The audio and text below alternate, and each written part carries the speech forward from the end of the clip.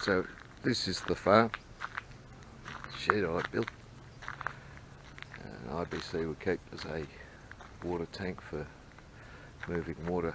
It's where the bore is. It's surrounded by a bit of concrete to protect it. Struck water at 27 metres, I think it was. These are the shade tents I've built.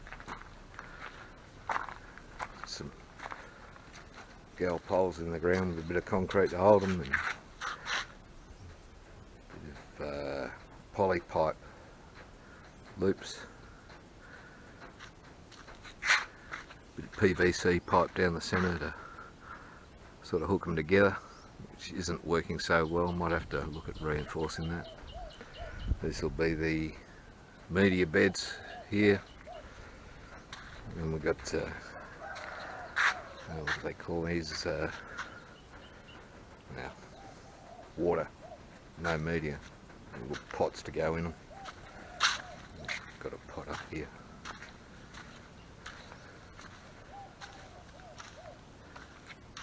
Look, it's even growing with nothing in the water except PVC. So that's going to be the aquaponics. You got the tank you see up there beside the. You're going to love the way my camera work here. I'm sure swinging around like that. The tank next to the shed there, which is a 10,000 litre tank, will sit in on this concrete pad in front here.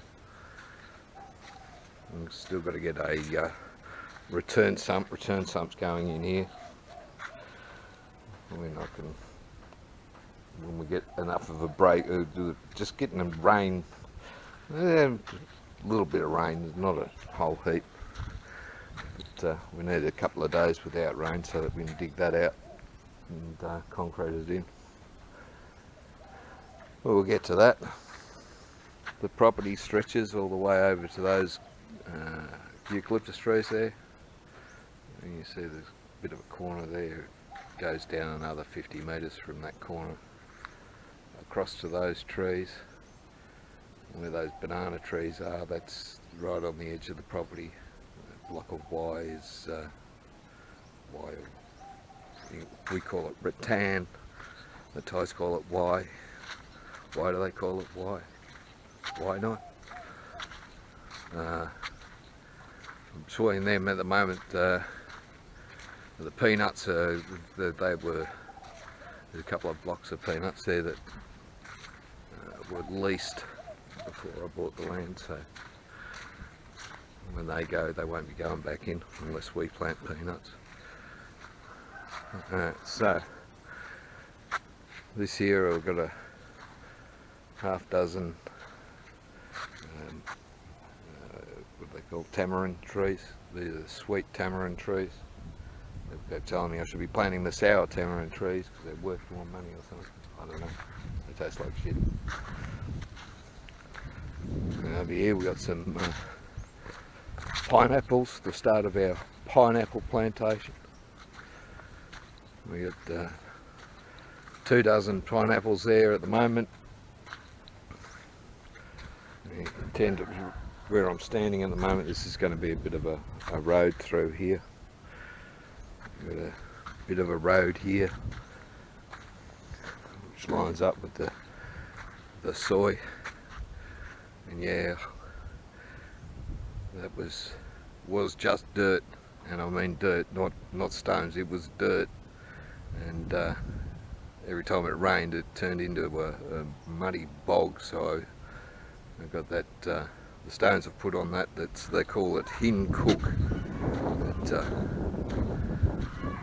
looks like, I don't know. We used to call it D grade, or so 3/4 minus. Including crusher dust. It packs down real well actually. It's made a world of difference.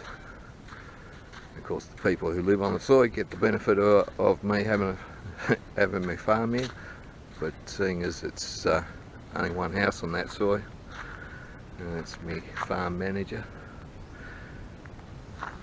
doesn't bother me. You can see this stuff packs down pretty well.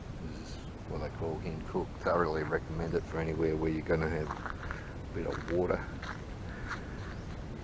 This headland here, this will be future plans of possibly right over the back of the property have a fishing lake with a few homestay cottages around it, which if you can see that block of wire there, we'll walk down there and I'll show you later. But this thing, so we've got coconut trees either side of this driveway. We're going to plant them all the way down. These are all coconut trees except for the first two palms here. There's one this side and that one there. Oil palms, I believe, but they were a gift from an auntie wishing us well. Some sort of relative. I'll lose track of who's relative here, but everyone seems to be related. And these four coconuts that have got a bit of size to them, they were a gift from one of the local monks. Heard what I was doing and he said, oh, I've got four, I want you to have them. Nice of him. Turns out you're not an arsehole people around you are nice to you. And this tree here is I don't know, it's one of those things I tell them what to plant and where to plant them, and the missus comes along and decides that, oh yeah, we'll plant something else. I don't know what this tree is or why it's here. It's too close to the lemon tree, it's too close to the palm, but apparently you can eat it, so it's good. These rings, they've all got limes in them, except for one, which is kaffir lime. And then of course, because there's dirt in it, they decided, oh, we'll get those pineapples started here too. So okay. And this one's got onions growing in it. I don't know why, but it has. And this one's got onions growing in it. I don't know why, but it has. I don't know if they're weeds or something else in there you can eat. I don't know, half the weeds on the farm apparently are good to eat. Onions in that one. This one's a lemon basil or something.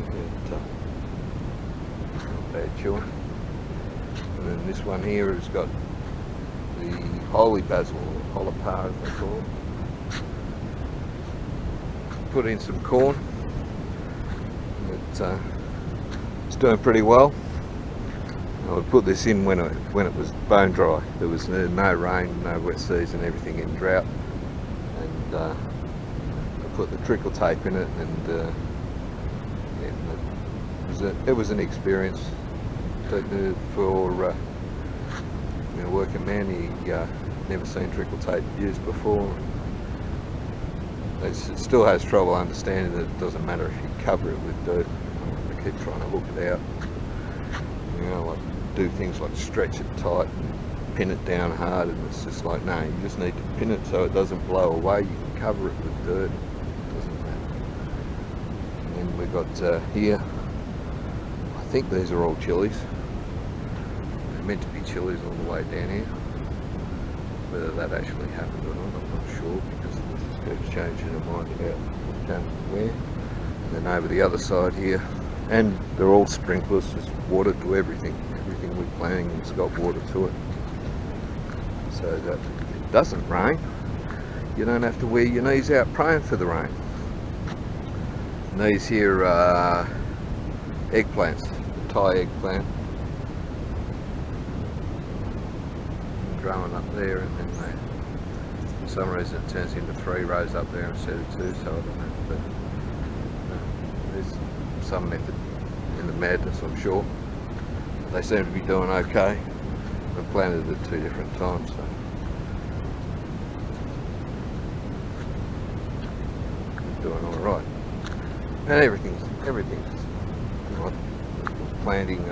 Or not everything. We've lost a couple of trees, but most things. There's something growing in there.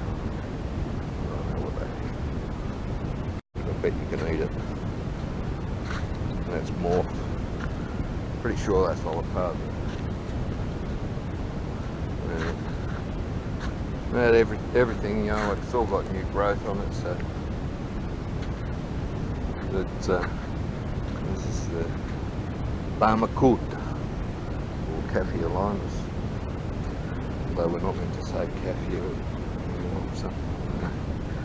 But you see they've all got new growth on them, so we must be doing something right. I mean, the bags you see laying around in the field there, they're all these what the buffalo shit, buffalo shit, which my intention was to be as organic as possible, but the reality is that everything's getting fertilised with proper fertiliser too. So, and then these here, these are all dragon fruit along here. I think we've got one down here in flower, and it's starting to flower up already. See a little flower starting on that one. New growth, flowers happening in these things. That's the little flower. That thing turns into a great dragon fruit, so that'll be good. But apparently what they do is you plant them like this, and then on top you stick the old motorcycle tyres and let them grow through that and hang down, and works a treat apparently. I don't know, looks like cactus to me, but oh well. Then we got there, we got gotta have food for the family and the workers, so these are the papayas, because everyone eats some tum. We had a couple of them die, we 3 of them carked it, we replaced them. Then this is meant to be where the permanent fruit trees are going, but yeah, well, apparently not. Papayas go in. Those ones there are definitely chillies coming up this side. I think that's a mango or a Logan, but we've got a few fruit trees in at the moment. I can't tell them apart. It's been too long since I've worked on an orchard to know what a small tree is. But and half these I wouldn't know anyway. We've got mangoes, jackfruit, lychees, Logan, I think it is. And then there's something else. God, it's too might be a rabbit or something. And these ones here are they the pepper? Nah, I don't know what they are. Don't know. Fruit trees of some sort. What that is, I have no idea. No idea what that is. It's not dying, it's just living, so it's good. Here we've got galangal and lemongrass. Again, thought that was going in somewhere else, but apparently I wasn't in on the executive board meeting where it changed, so it went in there.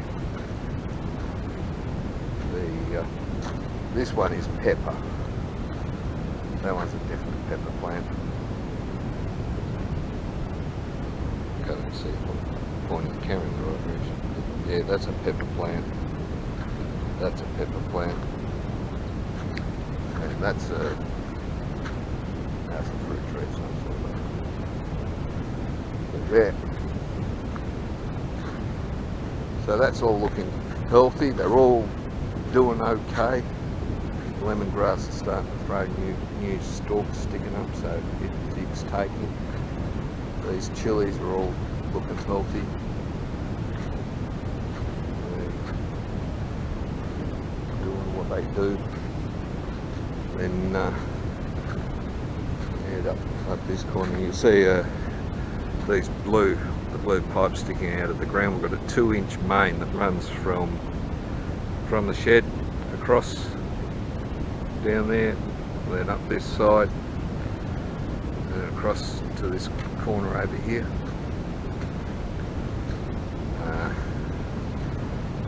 2-inch main line, so everything can be watered. It will eventually continue around the rest of the farm. There's a couple of lines up in the middle of the farm when I get around to it. Feel so inclined, feel like spending the money again. And then we've got bamboo. There's one. This one's looking shit.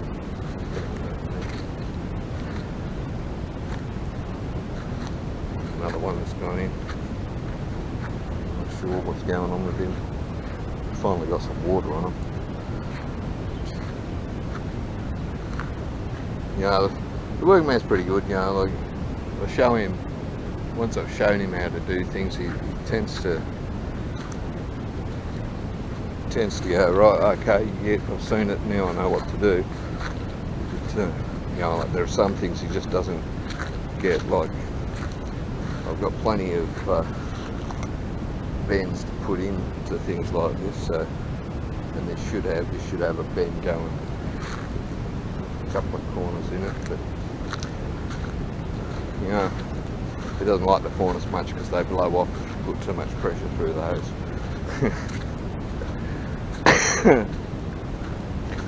But that's part of the deal, is working this poly pipe blood dealing and stopping stuff blowing off. As you can see here, we've got the zip tie on it, and the other side's wired. That stops it blowing off alright. Then these are the peanuts that are leased. That's all leased out. I think there's 4 peanuts leased out. And the land goes down, and you just go around the other side. You see there's a bit of a track down here to where those weeds are, and then across. That's the shape of the land there. And this up here will be where it's intended to have a fishing lake for the homestay in a few years' time, and so this road will continue. We'll have the coconuts continue all the way up here, up to the fishing lake and the 4 cabins.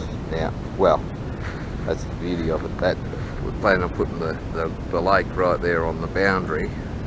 So half of it's on our land, and the land behind is actually the auntie's land. If we put it right there on the boundary, we'll have 4 on our land and 4 on her land, which gives us 8 rooms. But keep them separate so that it's still registered as 2 homestays instead of being a hostel or whatever the next license up that you need to get. All sorts of other technical stuff that you don't want to get involved with.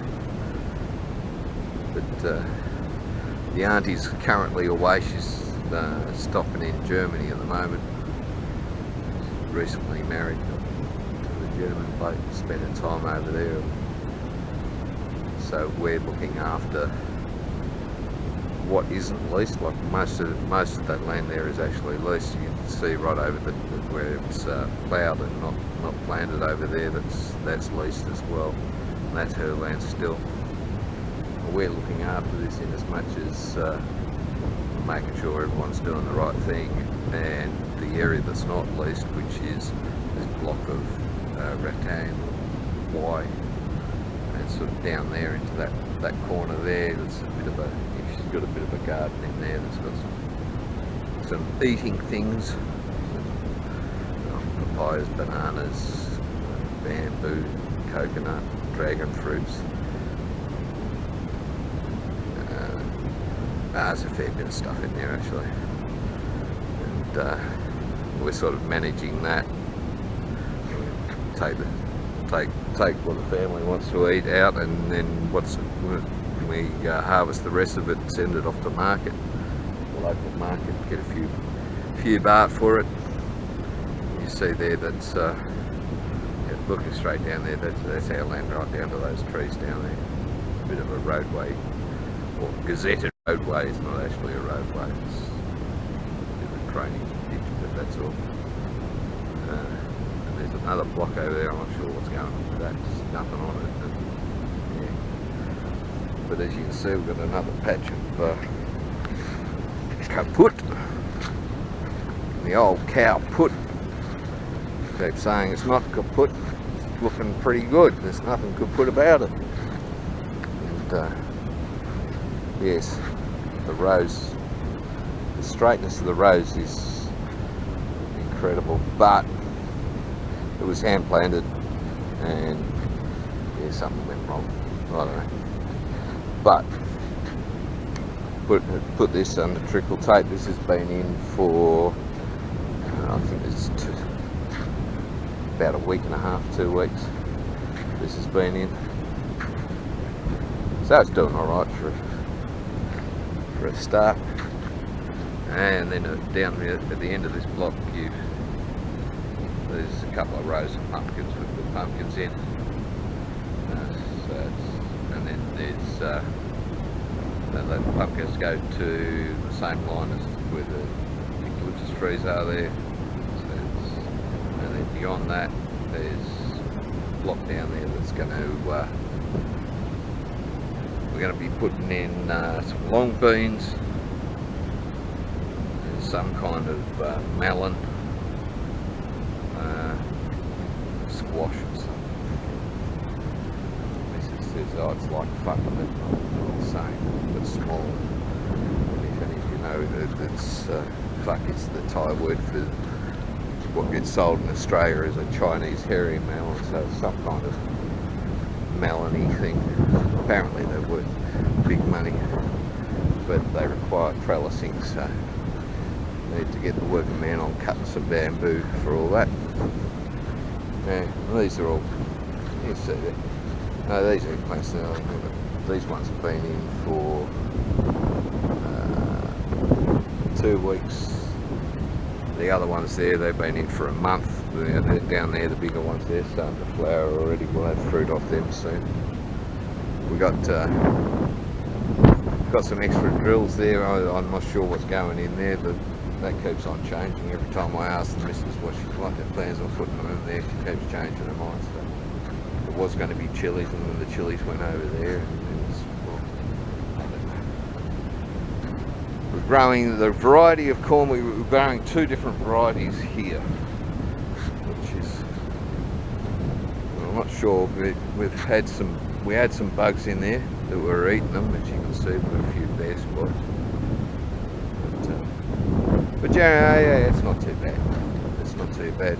There's a lot of ants on this block of dirt. It's a surprising number of ants, and there's every type of ant. There's the red fire ants, termites. There's the red weaver ants, which once they eat the eggs of, what dang.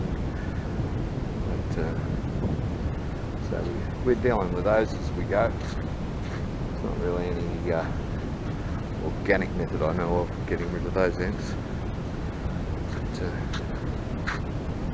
Yeah, everything seems to be going reasonably okay, but you know, like, of course nothing's simple, and you know, there's mistakes that you make and you learn from. We've got this finally leveled to the, you know, like, which was a bit of a trick getting it leveled, but we did it.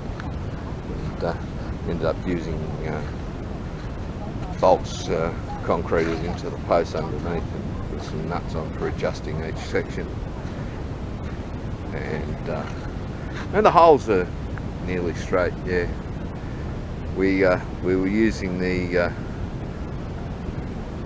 drilling the holes in the pipes, was using that as for a wet day job, so he could do it in the shed. So he didn't get wet when he had nothing else he could be doing, which in hindsight was a bit of a mistake. It meant he was drilling them in sections and then gluing them together. And we glued them together, and well, yeah, some of them are straighter than others. But they're within tolerance. The baskets will all get water and we put them in, so that's all that matters. You see the other side of the we've got the shade cloth coming down to the ground. This side we haven't. This side is the eastern side, so only get the morning sun coming this way. By the time it starts getting hot, everything's covered in shade anyway, whereas the afternoon sun, yeah, we don't want that in here. That's way too hard.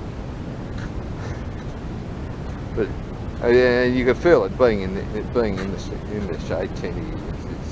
It feels like it's about 3 degrees cooler, so that's pretty good. All the bins are these white ones, the IBCs. I had trouble sourcing them. They weren't as cheap as I would have thought they should have been, and they're not as good quality as what you get in Australia. I've seen the far better quality and condition and far cheaper. So they ended up being, it works out that these black tubs work out a sight cheaper. And buy these, there's a deal on one of the local hardwares. So I bought a few of them to test them out. They seem to work well. And from now on, that's what I'll be using. And there's a lot less work in them. All you got to do is drill a hole in the damn things, run some water to them, and you set these things. They're upside down at the moment. I've just sealed all these lids with silicone so that they don't leak. The next step is to paint them all so that they don't grow fungus. The algae, the light shining through the side, we don't want that in there, so we need to paint them. Like these things, you got to seal the tops of where you cut them off with silicone. Touch up with the paint where you've scratched the coating off, otherwise it rusts. This is like there's a bit of an idea, not as good quality as I would have hoped for. Oh well, it'll do. Yeah. And then the return lines, they're going to return to a sump that'll be here. It'll be a fairly sizable sump. It's 10,000 litres in that fish tank. The sump will be about 4,000, 3,000, 4,000 litres, because it'll be about 4 metres long, 1.5 metres wide, and 1.5 metres deep. It's the hole we're going to be digging, and then concrete on the inside of that, so whatever that reduces it by should bring it down to somewhere between 3,000 and 4,000 litres. But all in all, it's just a bit of fun, something to keep me busy. This corner piece is not ours, that's a house block. There will be a house going on there. The locals bought that from property originally was the brother-in-law. He passed away, so the property went to the mother and then to us. But and she doesn't want to sell it back. She's pretty happy with the deal she'd struck, so she didn't want to have it back, so we don't get it. It's a bit of an annoyance, but not too much. There's only a corner out of the block. You can see these hydrants, they all tap back to the bore, and I'm trying to explain that, because irrigation seems to be something that not many people do in Thailand, so put taps on everything, valves on everything, so that you can turn them on individually, and then you get something like, the corn over there, there's over 1 kilometre of trickle tape in the corn over there. It's got a hole every 20 centimetres that lets out 2 litres an hour. But when you start doing 1 kilometre of trickle tape, you can't run the whole lot and expect to get water out of it. And it's like trying to explain that. It's like, so we broke it into 3 sections, so that works fine. But then we've got these sprinklers here for these eggplants, and each one of these uses Mind you, they're adjustable. They have got little valves on them so you can adjust it down. But when they're running full, they use 200 litres of water an hour. The pump down the bore, I think it's only 4,500 litres an hour. It doesn't take long to use that up when you go into 200 litre an hour steps. So trying to get it through to them that, oh no, turn some on, and then after they've watered for an hour, turn them off and turn on the next lot. You know, like you have to figure out which batches you can run together. But he's a good bloke. He's a good bloke. He does learn. He does, you know, like he learns the stuff that I'm teaching him. Learns how to do it my way, which I appreciate. And he's one of those blokes that, you know, if he hasn't got something to do, he'll do something. You know, like if he's never not doing something. You know, there's always weeds, you know, like something, you find something to do, put some fertiliser on, mix up a concoction. I don't know. I sprayed some of the plants, watered some of the plants with a mystical brew of hormones. Now this is one of the things you've got to understand about Thailand too. It may or may not be hormone when they say they're putting hormone on it. We mixed up a batch of Emroy Harsip or M150, you see it in the shops, it's like Red Bull, some Ponchalot, which is the MSG, and a bit of salt, and you can put that on something. Oh yeah, hormone. Yeah, alright. Yeah, I'll go with it if you say so. I don't know how much good it'll do to the plants, but hopefully it won't kill them. It might kill the bugs that are attacking them. That'll be a good thing. But yeah, all in all, things are, of course they could be better, but that's farming for you. And it's a hobby, keeps me busy, keeps me out of trouble, gives me something to do, thinking up crazy things for the working man to do. And, putting these things together, scratching his head, couldn't understand what I was saying, how these things were going to work until I showed him the first one, and then he took off at a mere miles an hour. Yeah, right, I've got this, yep. And you know, I like to come up pretty good. You know, like it just has to hold the shade cloth up, and that's what it does. Could be better, these, you know. I've used 1/2 inch PVC there. Maybe if I used 3/4 it would have been a bit stronger. Maybe I need to reinforce it with something else.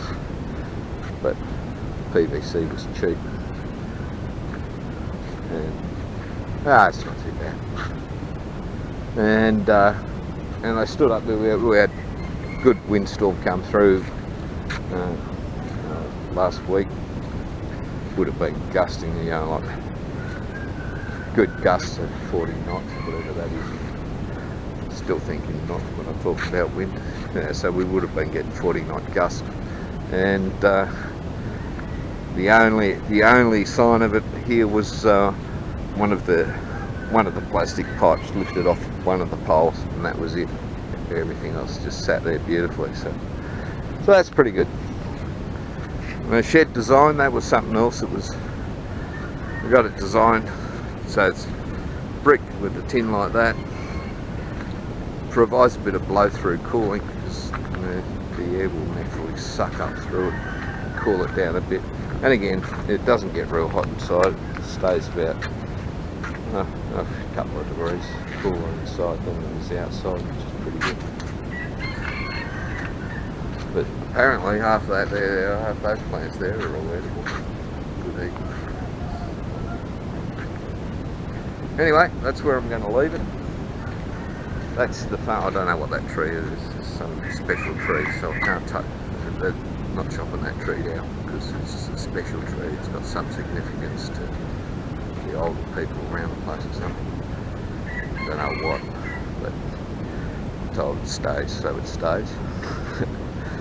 But yep, so that's the farm, and in years to come we've got room here for another couple of hoop houses, knows, I might even try a floating bed system as the next one, just for a bit of fun. Although the plan for these, you know, so that this will be growing the leafy greens here, salad, lettuces, cabbages, and things like that.